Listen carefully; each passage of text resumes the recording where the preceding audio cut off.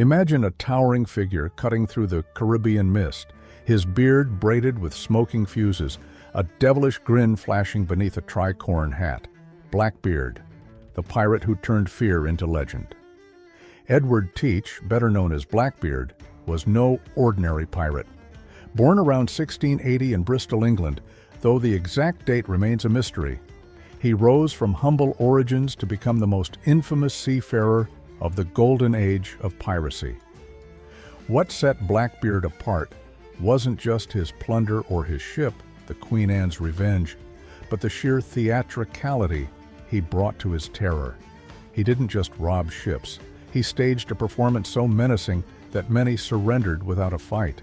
Blackbeard's early life is murky, likely spent as a sailor or privateer during the War of the Spanish Succession.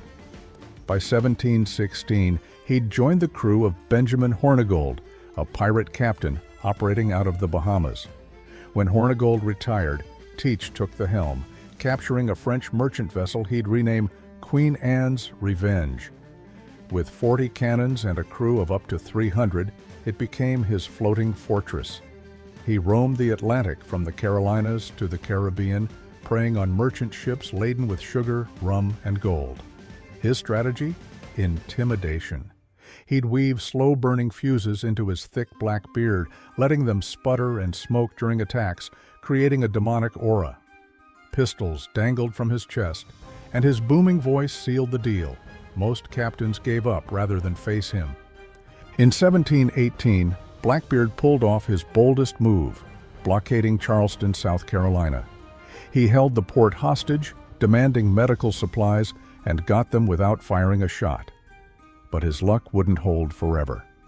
Later that year, he accepted a royal pardon and settled in Bath, North Carolina, flirting with a quieter life. Some say he even married a local woman.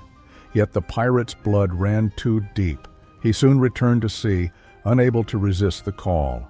His end came on November 22, 1718, off Ocracoke Island. British naval officer Robert Maynard, tasked with ending Blackbeard's reign, lured him into a trap.